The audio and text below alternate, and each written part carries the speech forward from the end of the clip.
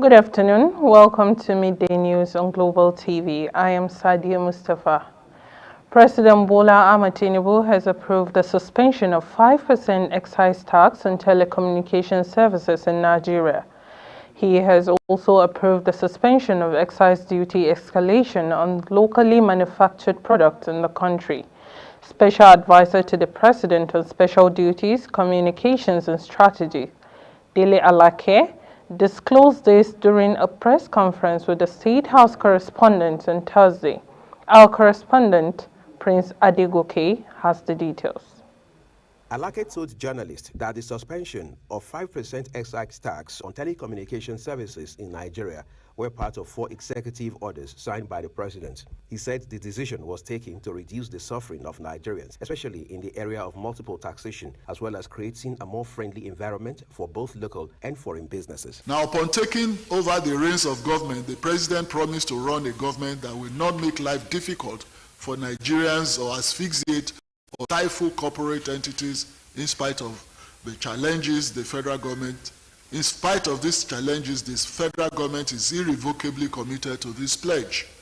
And you all recall that prior to the advent of this government, certain tax changes were introduced in the dying days of the last administration. He stated that the president signed the Finance Act Order 2023, which now defers the commencement date of the changes contained in the Act from May 23, 2023 to September 1, 2023. Tinubu also ordered the suspension of the newly introduced green tax by way of excise tax on single-use plastics, including plastic containers and bottles, as well as the suspension of import tax adjustment levy on certain vehicles. President Bola Tinubu, in fidelity to the pledge to put Nigerians at the center of government policies, has signed the following executive orders.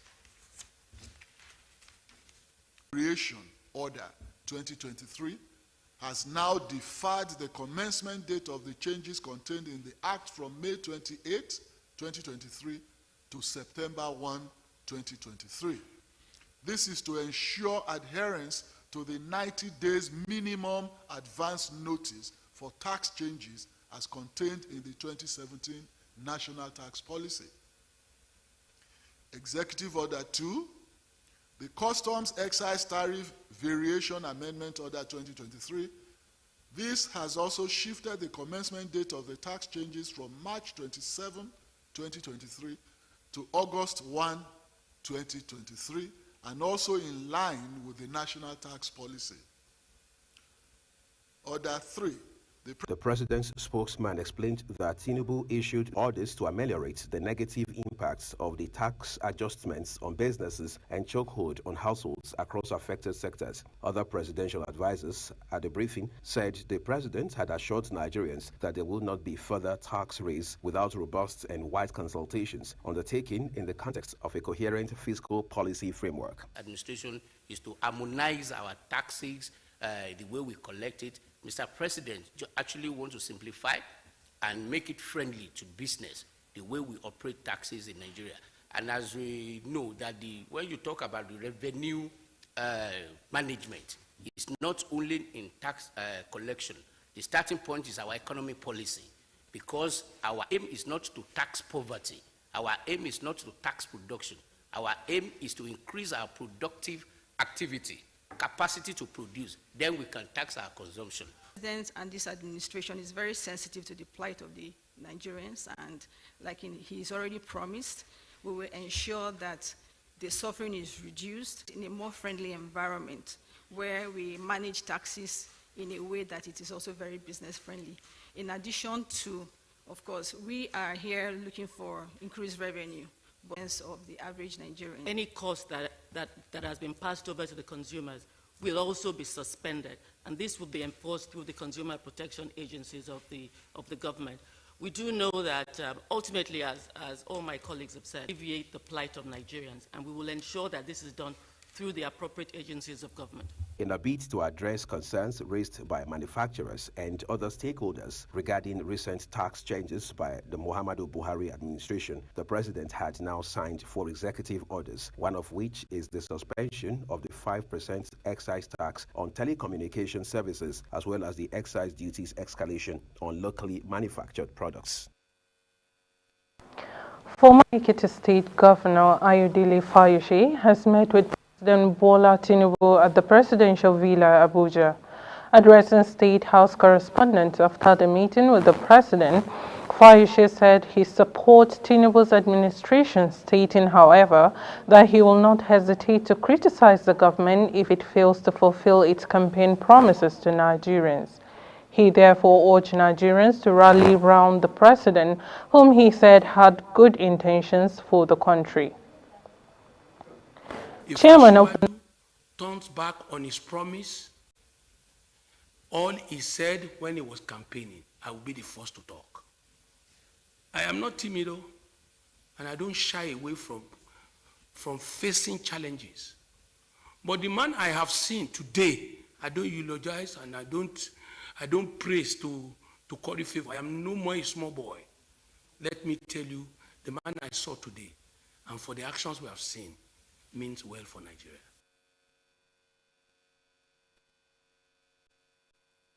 To the President on Special Duty Communications and Strategies, Dele Alake, says President's ministerial list is not ready.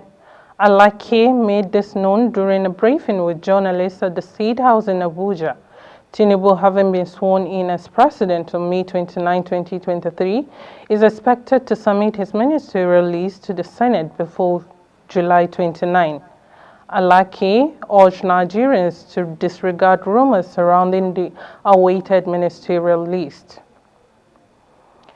The Rivers State chapter of the All Progressive Congress has disowned the claim by one of the factional chieftains of the party, Tony Okocha, over his comments stating that the ministerial slot of the state should be given to the former governor, Nyesom Wike.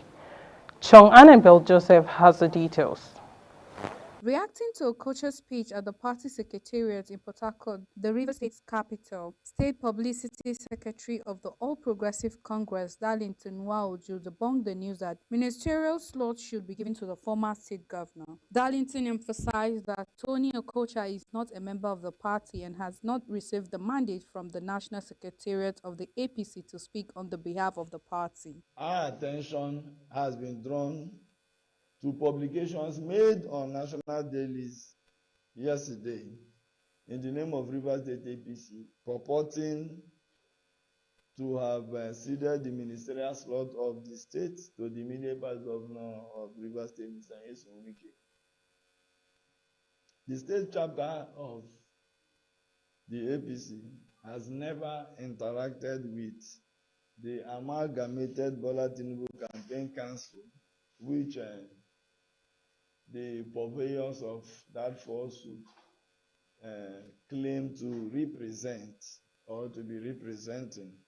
For the umpteenth time, we want to say that Mr. Tony Okocha is not a member of our great party. Recall that Tony Okocha had a different occasions called on Wike to come over and lead the APC in the state. Chong Annabel Joseph, Global TV News.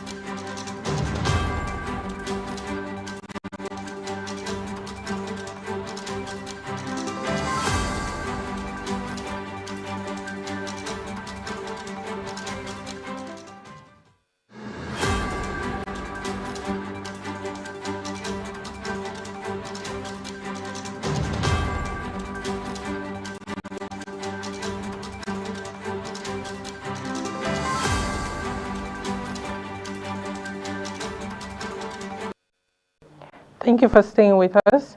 President Bola Ahmed Tinubu may have resolved the crisis rocking the All Progressive Congress (APC) over the principal officers of the ruling party at the National Assembly. A fresh crisis erupted in the ruling party on Tuesday when the national chairman, Senator Abdullahi Adamu, rejected the principal officers of the party announced by the Senate President, Godswill Akpabio, and the Speaker of the House of Representatives, Tajuddin Abbas.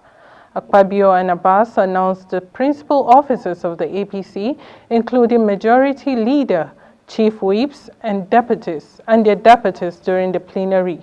However, shortly after the announcement, Adamu was quoted as saying the list did not emanate from the party, even though the governors of the APC under the aegis of Progressive Governors Forum (PGF) had endorsed the new officers. The Federal High Court in Abuja has granted bail to the suspended Deputy Commissioner of Police, Abba Kyari. The embattled corps was on Thursday granted bail by Justice Kolawole Omotosho after 18 months in detention. The National Drug Law Enforcement Agency had declared Kyari wanted over his alleged involvement in a 25-kilogram cocaine deal. He was alleged tampering with drug exhibit and was remanded in Kuje Prison, Abuja. However, Kyari has a case before Justice Emeka Nweti of the Federal High Court in Abuja. The Prince's Trust International (PTI), a non-profitable organization established by King Charles III, had launched in Nigeria to address the challenges of youth unemployment on a global scale. The launch, which took place at a reception in Lagos on Wednesday, was attended by high-profile functionaries, including the Deputy British High Commissioner to Nigeria, Ben Lingwing Jones. Speaking at the launch, Lingwing Jones said PTI's launch in Nigeria would bridge the existing skill gap, giving more young people would have access to quality training that will make them more employable. The Chief Executive Officer of the Prince's Trust International, Will Straw, said the initiative was built to commence in the aftermath of King Charles' visit to Nigeria in 2018, but was delayed due to the outbreak of the COVID-19 pandemic. According to him, in the last 18 months, the Trust had been helping young people gain the skill they need for the world to work. Former Senate President Ayim Pius Ayim has opened up on the meeting with President Bola Tinubu at Aso Rock Presidential Villa. Addressing reporters after the meeting, Ayim, who served as secretary to the government of the Federation under ex-President Goodluck Jonathan, said it was an honor to pay courtesy visit to the president and congratulate him particularly for his successful inauguration as the 16th president of the Federal Republic of Nigeria, and to encourage and congratulate him for the bold actions he had taken so far, adding that he and Metu had frank discussions with Tinubu, even though the objective of the meeting was to congratulate the president. On his part, Metu had commended the president for a good start in the area of policies and discussed the idea of participatory democracy. The former spokesperson said although the country had suffered awful injuries in the past 8 years, he was confident that the Tinubu administration will achieve national cohesion. The Armed Forces of Nigeria said it has recorded significant successes in the past 3 weeks in both kinetics and non-kinetics operations conducted at various theaters of operations in the various operational theaters within the 6 geopolitical zones of the country. Brigadier General Abdullahi Ibrahim, who addresses the journalists on behalf of Director Defense Media Operations, he says troops of Operation Hadinkai in the northeast zone of the country have continued to intensify operations against terrorists, including their logistics suppliers and collaborators. Kikilomo Okiri has the details. Of the Director of Defense Media Operations rules out that Joint Task Force conducted ambush operation at Miranda Mountain in Goza local government area of Borno State. Following the operation, troops ambushed and neutralized a notorious Boko Haram terrorist Islamic State of West African Province terrorist commander identified as Naobi Gambo Judunla and recovered several arms and ammunitions. Arrested 3 suspected gun runners in Jimitolo checkpoint along Meduguri Damaturu Road in Meduguri local government area of Borno State, and recovered 500 rounds of 7.62 mm special ammunition, 1 locally made pistol, 1 vehicle, 3 mobile phones, 2 jackknives, and other sundry items. It further says a location was observed to be active with terrorist activities. Accordingly, the location was bombarded, and following the feedback of information revealed that several terrorists were neutralized with their structure destroyed in the airstrike. For equally, due to troops' offensive operation against terrorists in the theater of the operation, a total of 967 terrorists comprising of 82 adult male, 354 adult female, and 531 children surrendered to troops at different locations within the joint theater of operation. Consequently, within the weeks in focus, troops recovered 19 AK-47 rifle, 1 FN rifle, 1 HK-27 rifle, 4 Den guns, 1 locally made pistol, 1 unexploded explosive ordnance, 17 AK-47 magazines, and 25 cartridges. The land, maritime, and air component of Joint Task Force Operation Delta Safe has sustained the effort in ensuring a safe and peaceful environment for businesses' activities to strive in the south-south zone of the country. In furtherance to this, troops conducted patrols, raids, swampy boggy, and anti-illegal oil bunkering operations in the creeks, waterways, ICs, roads, towns, and cities of Delta, Bayelsa, River, and Cross River State, respectively. 25th of June 2023, following a tip-off, troops conducted patrol at suspected criminal camps within Azozoma community in South Ijo local government area of Bayelsa State and had a meeting engagement with criminals. Following the firefight, the criminals fled into the forest. However, troops cordoned the general area and recovered 5 AK-47 rifles, 2 RPG tubes, 2 RPG bombs, and 4 RPG bomb charges, 7 rounds of 7.62 mm special ammo, and 14 AK-47 magazine, 1 pumping machine, among other sundry items were discovered. The Military High Command, however, commends the unrelenting effort and the resilience of troops and other security agencies in the various theaters of operations across the country. Kike Lomo Okere, Global Television News, Abuja.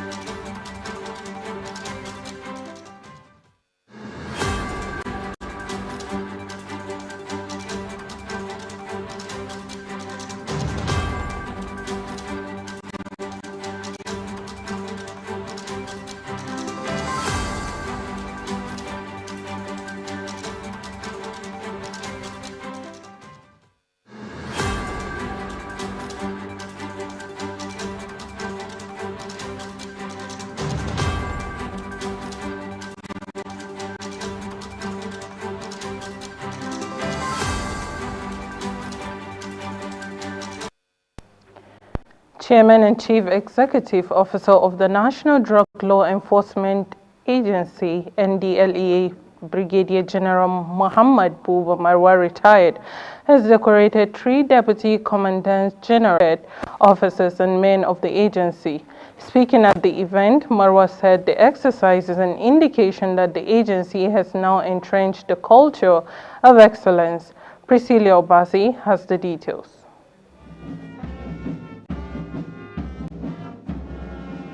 At a colorful ceremony where 12 state commands and 148 other personnel were given awards and commendation for their outstanding performances in the first half of the year.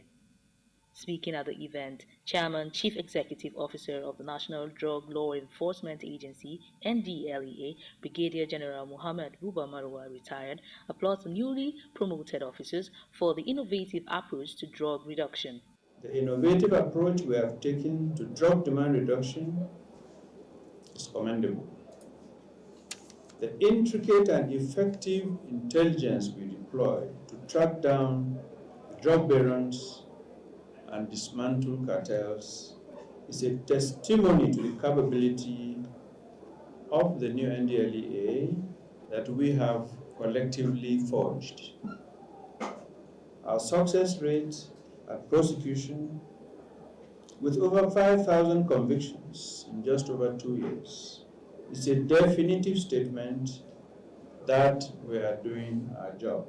He described the promotion of the newly promoted senior officers as a result of hard work, adding that the agency is partnering with regional opposites and international partners so as to extend the agency's structure as well as enhance job performance. We have evolved a better, more efficient and sustainable system that guarantees viable work conditions, good staff welfare, and enhanced job performance.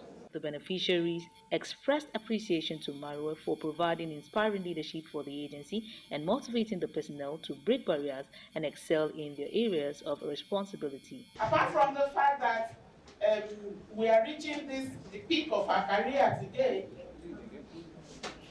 there has been no morale in the agency because people have been on the same level, the same rank for several years without promotion and without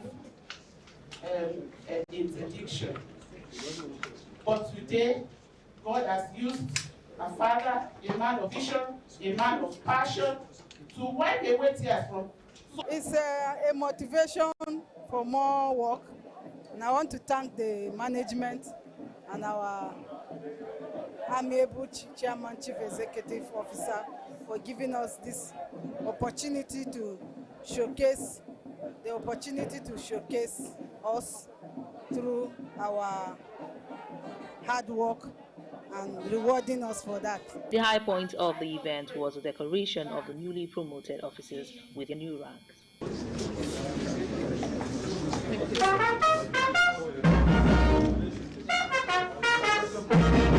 Priscilla Obasi reporting for Global Television.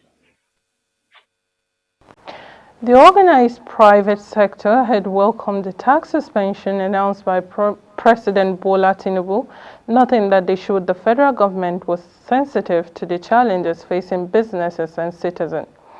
The private sector operators, however, pointed out that the tax suspensions were inadequate to curb rising inflation and other microeconomic headwinds, threatening the survival of many local businesses. They therefore asked the president to implement additional tax waivers and incentives in order to reduce the high cost of doing business, addressing rising inflation and tackle the various economic challenges affecting businesses. The Manufacturers Association of Nigeria, Lagos Chamber of Commerce and Industry, Nigerian Association of Chambers of Commerce, Industry, Mines and Agriculture made this known while reacting to the tax suspensions by the federal government amidst high cost of fuel in the country. And that's all we have for you on Midday News. I am Sadia Mustafa. Thank you for watching.